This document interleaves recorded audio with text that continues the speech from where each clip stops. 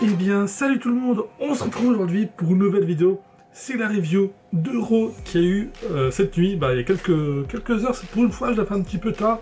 À l'heure où je vous parle, il est 5h53, généralement je l'ai fait toujours dès que c'est fini à 5h10 à peu près. Mais là non, voilà, j'ai pris un petit peu mon temps pour d'autres choses, mais bref, vous vous en foutez. C'est le Raw qui a eu lieu le 28, si je dis pas de bêtises, oui c'est bien le 28 mai 2018. Donc comme d'habitude, si vous aimez ces reviews, n'hésitez pas à laisser un petit like, de me dire ce que vous en avez pensé. Une fois que vous l'aurez vu, soit vous avez déjà vu en mode RAW, c'est-à-dire en US, soit si vous regardez ça en français, vous revenez mercredi et vous me donnez votre avis pour voir l'évolution de ce qui se passe par rapport à Money in the Bank. Et une petite question pour les quelques personnes qui regardent la review et qui commentent, j'ai besoin de vous en commentaire, juste de me dire, parce qu'en fait ce format-là où je parle et tout, peut-être qu'il y a des gens qui s'ennuient. Après ça peut être cool à écouter, genre tu joues en même temps et t'écoutes ce que je dis.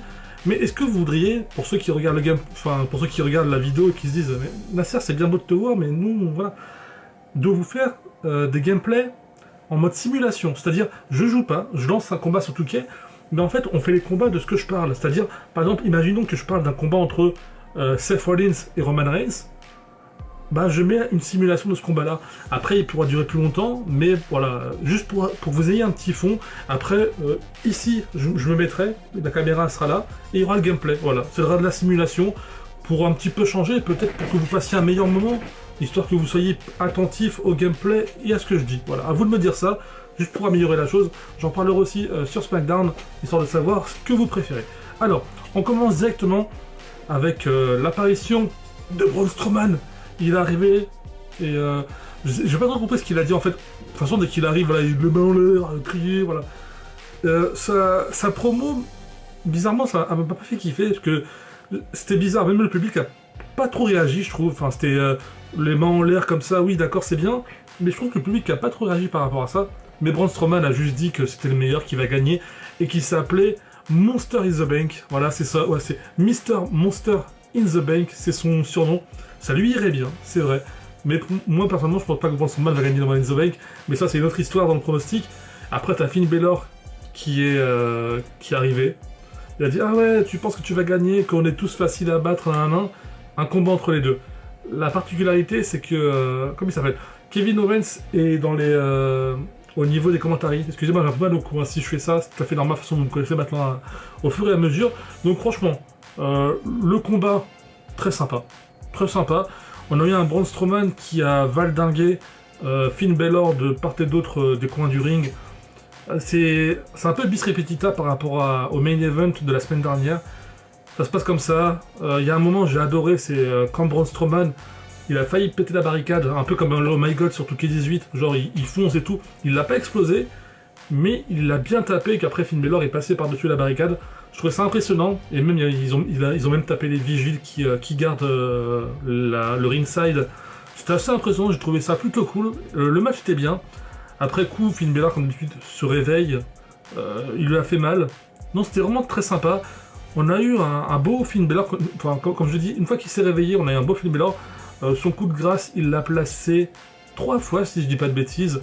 Une fois en bas à droite du ring, une deuxième fois en haut à gauche, une troisième fois en gauche. En gros, ce qu'il voulait faire, sa stratégie, je pense, c'était de faire plein de coups de grâce pour qu'au final, il puisse faire le tomber. Et je pense que c'est une bonne manière pour faire tomber Braun Strowman. Ça avait pratiquement marché. Il allait le faire le dernier coup de grâce, je pense. Ça aurait été le dernier coup de grâce et je pense Braun Strowman ne se serait pas relevé. Et là, Kevin Owens qui intervient. Du coup, comment ça s'est passé? Le match a été arrêté. Il me semble que c'était ça, hein, si je dis pas de bêtises. Mais oui, le match a été arrêté, malheureusement. C'est un petit peu dommage. C'est une fin, enfin, comme je dis, c'est comme si on t'apportait un gâteau. Tu dis, oh, trop bien un gâteau, je vais le manger, c'est là bon. Il arrive devant toi, et puis là, la personne a dit, ah mais en fait, non, c'est pas pour toi. Tu vois, c'est ça en fait, le match il m'a fait ça. Très beau match, j'ai bien kiffé, un bon opener. Sauf que, ça vient, et quand ça doit se finir, Kevin Owens il intervient, et c'est la fin, voilà. Ça m'a un petit peu frustré, mais c'est le but, hein, c'est le but d'être frustré. Et par rapport à tout ce qui s'est passé, en fait, ça c'est le match, on va dire, entre guillemets, a commencé par rapport à une grosse bafounette de Finn Balor par rapport à Braun Strowman. Voilà, il a mis une petite claque, tout à fait agréable. Voilà. On passe ensuite, alors qu'est-ce qui s'est passé? Je dis ce qu'il fallait dire à ce niveau-là. Ah oui, une apparition d'Elias, j'ai envie de dire apparition en ce moment, je sais pas ce qui m'arrive. Elias qui est là, qui fait son speech. Moi personnellement, je sais pas vous, j'aime bien Elias, hein, Elias, je l'aime bien, y a pas de problème. Mais bizarrement, j'en ai marre. Je sais pas, ça doit être cool quand t'es dans l'arène, dans le stade où, enfin, là où il y a lieu le show. Mais à la télévision, en fait, je suis comme ça. Oui, je sais pas si vous êtes pareil. C'est pas que je l'apprécie pas, hein, mais c'est juste sa gimmick du vagabond. Au début, je trouvais ça cool. Mais là, en fait, c'est quand il reste comme ça, il fait 2-3 accords et tout. Il vanne la ville, généralement, il fait une petite pique sur la ville où il est. C'est bien, mais j'ai l'impression que c'est bis répétitif à chaque fois. Donc, je pense que dans un sens, quand il se passe ça, bah, autour du ring, où quelque chose se passe, dans le sens où ils vont préparer quelque chose, peut-être. Mais moi, je m'ennuie, voilà. Donc, Elias a fait son speech, comme d'habitude. Après, Rollins est intervenu, dans le sens où il a coupé Elias. Il arrive, et là, il lui fait un beau petit... Bah, attends, oust. Dégage. Du coup, bah, Elias est parti. Voilà, il a pris pas la fuite, mais il est parti assez énervé, dans le sens... Enfin, on va dire, le plus gros énervement, on va dire, c'est pas la colère comme ça. C'est quand t'es énervé, mais que tu le montres pas. T'es énervé, t'as envie de le défoncer, mais tu fais rien parce que tu te dis, ok, je fais rien, y a pas de problème. Donc il est parti. Et là, bah, c'est Jinder Mahal qui arrive avec Sunil. C'était annoncé quelque temps pour le titre intercontinental Seth Rollins contre Jinder Mahal. Alors oui, je peux comprendre, parce que la semaine dernière, Jinder Mahal avait été intervenu à la fin, après la victoire de Rollins et Reigns, en tapant avec la chaise. D'accord. Mais en quoi lui donner un match contre Rollins? Enfin, à la base, il a une rivalité avec Reigns. Donc, à moins que Reigns est peut-être blessé ou il a peut-être besoin de repos, je sais pas. Hein.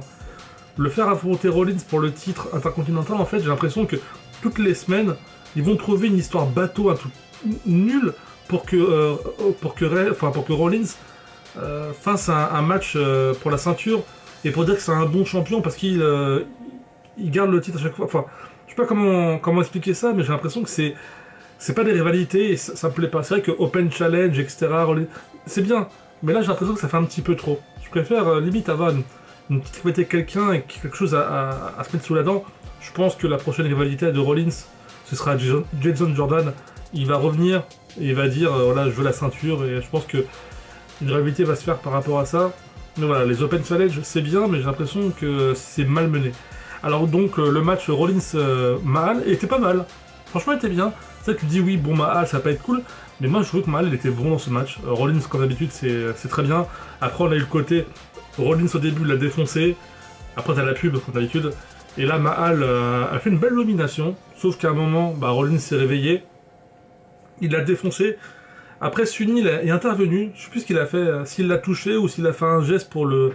Voilà. Et là, t'as Mahal qui a pris une chaise, parce que l'arbitre ne regardait pas. Ah oui, l'arbitre a éjecté Sunil, il a fait « tu pars ». Et là, Mahal, un coup de chaise sur Rollins, sans qu'il le voie. Il fait le tomber 1, 2, bah 3, malheureusement. Et qu'est-ce qui s'est passé d'autre? Après, voilà, il y a eu pas mal de prises, pas mal de belles choses. C'était un beau match. Moi, je me dis, l'affiche Rollins-Mahal, même je l'ai vu dans le live event, c'est sympa. Et j'avoue, même c'est clair qu'il y a une différence de niveau entre les deux, mais ça a fait un petit truc sympa. J'ai apprécié, même si la fin, c'est pas trop ça. Attendez, si je dis pas de bêtises, ah oui, la fin, voilà, c'est ça que je voulais vérifier. C'est... Attends, qui avait pris la chaise? Il y a une personne qui a pris une chaise. Ah oui, désolé, là il y aurait une coupure, c'est rare, mais ce que je me souvenais plus du tout. En fait, c'est Rollins, il prend la chaise, il se dit, est-ce que je vais le taper? Est-ce que je vais le taper? Et bah oui, il l'a pris, il l'a matraqué avec des coups de chaise, lui et Sunil qui étaient au niveau du titre entrant là. Ok, ça c'était bien, sauf que le match est fini en disqualification, le deuxième. Bah du coup, c'est très simple, Rollins est toujours champion, mais Mahal a gagné. Mahal a gagné grâce à la disqualification, donc peut-être qu'il aura le droit à un deuxième match pour la ceinture. Je sais pas comment ça va se passer, comment ça se dégoupille, parce que il commence avec Reigns, enfin c'est une petite jonglette et tout, je comprends pas trop, mais c'était sympa, c'était beau à voir. Et là, Rollins va pour célébrer sa victoire et tout, et d'un coup, enfin non, il va pour célébrer sa victoire. Il se met au niveau de la table, au mode ouais, j'ai gagné, nanana. Il monte dessus, Et là d'un coup, j'avoue, même moi je l'ai pas prévu, je l'ai pas vu. Bim, Elias, coup de guitare, il l'a défoncé. Et après il y a eu la pub, comme par hasard, pub pile poil après, ça m'a dégoûté. Et à la fin on a vu que Rollins avait quelque chose pour le cou là, etc. Il était blessé, il était super mal. Et là j'ai aimé Elias. Je me suis dit, ok, ta guitare tu utilises-la pour taper. Joue pas de la guitare, chante pas, mais tape avec. J'aime bien Rollins, hein, mais c'est juste que le segment, j'ai trouvé cool. Le fait que le match s'est fini en disqualification, c'était un peu bizarre, Rollins c'était un peu énervé, nanana. Ok. Mais après que Elias intervient comme ça, peut-être un match triple menace la semaine prochaine. Elias, Mahal et Rollins. Même si Elias est en rivalité avec Bobby Wood, même ça c'est bizarroïde, mais ça pourrait le faire la semaine prochaine. Moi j'aimerais bien. En tout cas pour les trois, ça pourrait le faire. Donc voilà, petite victoire de Mahal, mais qui n'a pas la ceinture bien entendu. Ensuite, bah là c'est le moment pour manger par rapport au Ramadan, parce que bah, ça allait se finir, c'était à 3h36, si je dis pas de bêtises. Et je suis parti manger à 3h10, et là c'était le segment, j'avais pas fait exprès, un Nia Jax, et j'ai eu raison de partir à ce moment-là finalement, parce que de ce que j'ai vu, c'était pas terrible. C'est-à-dire, Nia Jax arrive, il y a une catcheuse locale sur le ring, là Ronda Rousey, et au niveau des commentateurs, elle est là pour commenter et tout, et là Nia Jax dit à la catcheuse locale, fais-moi la prise que Ronda Rousey sait faire, la clé de bras là. Elle lui fait, et après elle l'a détruite, etc. En gros, ce qui s'est passé, c'est que Nia Jax a utilisé la catcheuse locale pour montrer à Ronda que sa prise ne servira à rien, qu'elle n'est pas comme toutes les combattantes de l'UFC, et qu'elle va la défoncer. Voilà, c'était pas mal. Voilà, après une baston de regard encore une fois. Mais je sais pas ce que ça va donner vraiment le match entre les deux à Elimination Chamber.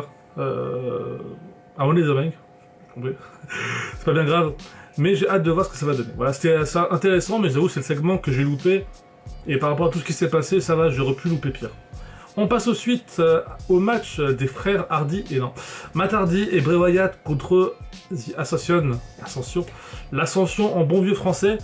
Alors franchement, j'étais surpris de l'Ascension. Je pensais que ça allait être un match de Bray et Matt où ils allaient rouler dessus. Genre, comme ça, ils ont la main, on roule. Non, franchement, Ascension c'est très bien défendu. Même à un moment, j'ai pensé qu'ils pouvaient gagner. Ça me semblait bizarre parce que c'était un match, on va dire, c'était pas un pay-per-view. Mais ça m'a vraiment étonné. J'ai vu qu'ils avaient fait des belles choses, etc.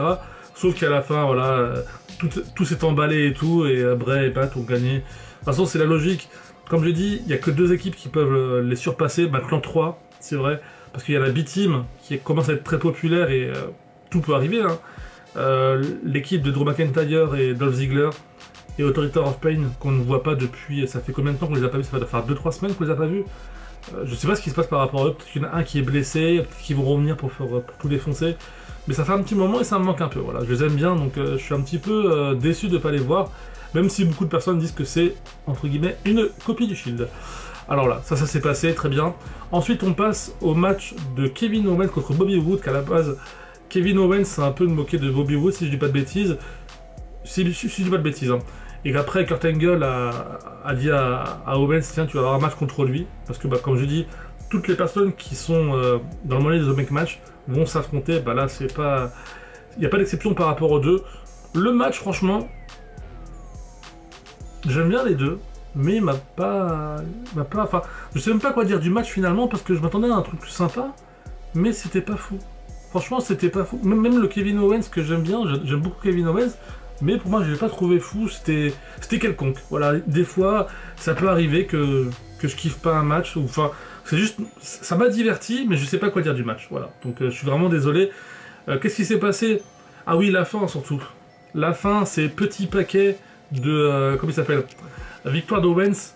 Il lui fait un petit paquet, il gagne. Et là, Braun Strowman, parce que oui, Braun Strowman, si vous en souvenez pas, bah il y a eu une disqualification. Pourquoi? Parce que Owens était intervenu par rapport au match avec Finn Balor et Braun Strowman au tout début, si vous avez suivi. Hein. Et bah là, Braun Strowman est intervenu, il a défoncé Owens.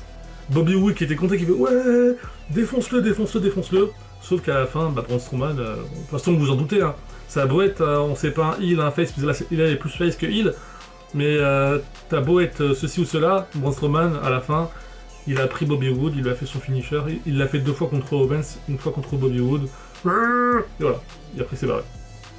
Très bien. pourquoi pas. Ensuite, on passe au segment de Bobby Lashley et Sami Zayn.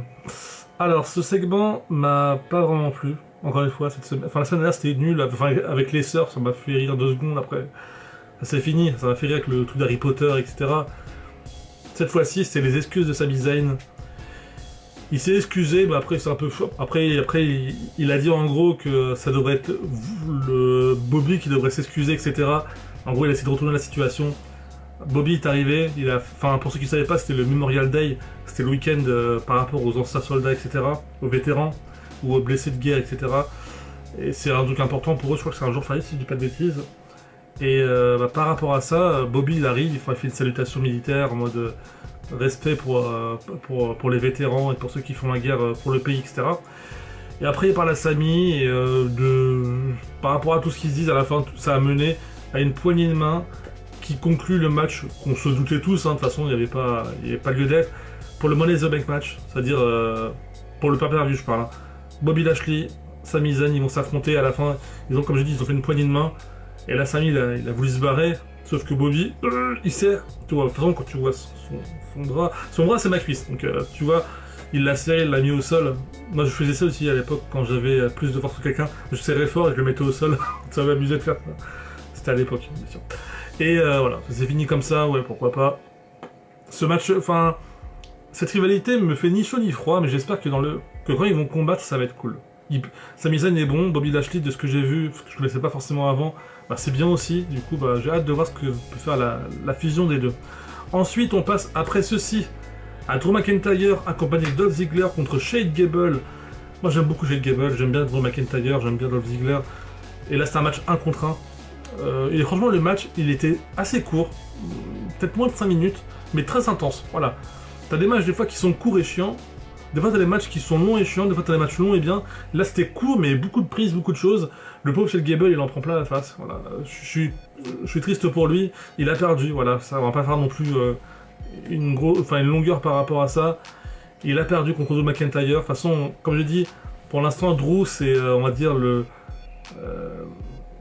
la superstar qu'on ne peut pas battre pour l'instant. Pour l'instant, ils sont en mode, ils le push, ils le montent, donc ils vont pas le faire part contre Shade Gable, du moins pas de façon légite, et que s'il perd, ce sera bizarrement, voilà. Donc c'était un beau match, ça m'a bien plu, mais j'espère juste que Shade Gable ne va pas devenir un jobber à se faire défoncer à chaque fois, parce qu'il mérite plus, je trouve. Ah bah, limite, il mérite d'avoir un match contre Seth Rollins pour le titre, voilà.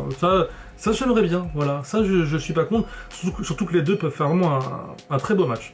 On passe au moment n'importe quoi, la semaine dernière c'était les sœurs de Bobby Lashley, pardon, excusez-moi, cette fois-ci c'était le barbecue team, en gros c'était, ils se sont tous mis en mode barbecue sur le ring, il y avait toutes les équipes d'Euro pratiquement, à part Drew McIntyre et comment il s'appelle, Dolph Ziggler, il n'y avait pas aussi Authority of Pain, et il n'y avait pas les champions Bray et Matt Hardy. Ils n'étaient pas là. Il y avait pratiquement tout le monde. Hein. Et c'était un barbecue, tout le monde mangeait, ceci, cela. C'était du grand n'importe quoi. C'était du grand n'importe quoi. Et je sais pas si ils ont fait un gros gaspillage, mais encore une fois, je sais pas si la bouffe qui gaspille, c'est en fait, tu envoyais manger. Du coup, tu dis que c'est pas des trucs périmés. C'est bizarre parce que tout ce qu'ils ont lancé, etc. Après, chacun fait ce qu'il veut, tu vois.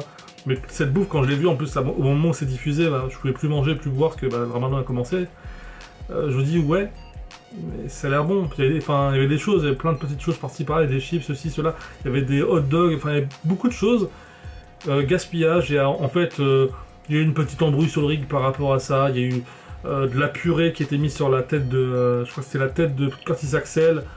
Il y avait de la sauce qui était envoyée sur la face de Bo Dallas. Après, à la fin, t'avais Rhino qui était comme ça, qui avait même pas remarqué qu'il y a une baston, qui était en train de manger.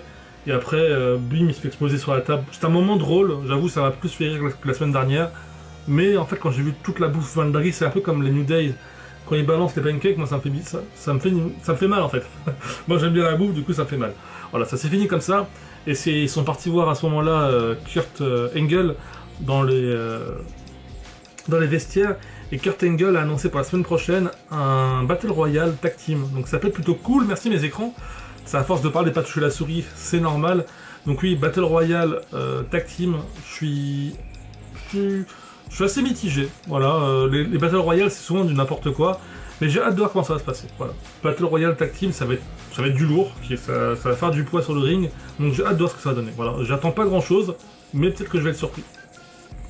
On passe ensuite, et pour finir, oui, voilà, donc tout a été bon. On passe au dernier match qui est pour la dernière place qualificative pour le Money in the Bank match, le leader match féminin. Il y a Bayley, Liv Morgan, Sarah Logan, Mickie James, Dana Brooke, Ruby Riott et Sasha Banks. Et moi je pensais que ça allait être un combat, enfin, elles allaient être tous sur le ring et la première qui fait le tomber a gagné. Mais en fait non, je l'ai mal compris ça, c'est moi qui ai peut-être fait une erreur. En fait c'est on va dire une stipulation où tu as deux catcheuses qui sont sur le ring, celle qui fait le tomber sur une autre, bah, l'autre elle est éliminée et l'autre, enfin une nouvelle vient sur le ring et ainsi de suite. Donc la première arrivée sur le ring c'est Bayley et la première à l'affronter c'est Liv Morgan, ça a duré 1 minute. Voilà. Là je vais pas faire des longs discours par rapport à ça, ça a été pour moi une déception. J'ai été très déçu de ce qui... Enfin c'était bien mais c'était une déception pour moi. Donc je vais juste vous faire le résumé et qui a gagné, qui a perdu. Donc la première arrivée, comme je le dis, Bayley, Liv Morgan arrive en moins d'1 minute. C'est plié, petit paquet il me semble. Bayley a éliminé Liv Morgan. Ensuite, Sarah Logan arrive. Bayley élimine Sarah Logan. Et il me semble qu'à ce moment-là, Sarah Logan et Liv Morgan tapent un petit peu Bayley parce qu'elles sont dégoûtées, voilà. Et là, tu as Ruby Riott qui est la suivante. Elle arrive. Elle bat Bayley, parce que on va dire qu'elle a battu Bayley parce qu'elle a été affaiblie à cause de Liv Morgan et Sarah Logan qui l'ont tapé, qui sont intervenus parce qu'elles étaient éliminées. Voilà, je pense que c'est passé comme ça. Donc Ruby Riott a éliminé Bayley. Ensuite, t'as Dana Brooke, ça a duré encore une fois 1 minute. Le combat un peu plus long, c'était Ruby Riott, Bayley, ça a duré un tout petit peu plus. Mais Dana Brooke, elle s'est fait éliminer en 2 secondes, enfin, salut, au revoir, c'était vite fait. Après, c'est Mickie James qui arrive. Ruby Riott a éliminé Mickie James. Là, c'était un petit peu plus long aussi. Même à un certain moment, on aurait pu croire que Mickie James allait gagner, qu'elle a fait un beau petit combat. Là, ça a duré peut-être un tout petit peu plus, genre 3-4 minutes peut-être. Donc l'équivalent des matchs auparavant. Et bien entendu, Ruby Riott a éliminé Mickie James. Même si la tenue de Mickie James, c'était plutôt intéressante. Et là, Sasha Banks arrive. Et qu'est-ce qui s'est passé à votre avis? En fait, il faut que je relise, que je ne me souviens plus. En fait, j'essaie de faire ça, de le dire comme ça, mais vous m'auriez grillé. Donc, en fait, qu'est-ce qui s'est passé? Ah oui, Sasha Banks contre Ruby Riott, le Riott Squad, on va dire à un moment, intervient pour aider Ruby, et a fait un tombé. Là, on se dit, ah bah, c'est gagné pour elle et tout, fallait qu'elle gagne, mais en fait, pas du tout. Malgré le fait que Liv Morgan et Sarah Logan sont intervenus sur Sasha Banks pour que Ruby Riott gagne, elle n'a pas pu faire le tomber. En fait, j'ai compris. Mon appareil s'arrête au bout de 24 minutes. Maintenant, je le sais. C'est que il faut que mes vidéos, quand je les tourne, elles durent moins de 24 minutes. Voilà. C'est juste qu'il faut que je me dise. Donc, comme je disais, elle l'a fini en soumission, si je dis pas de bêtises. Elle avait tapé comme ça.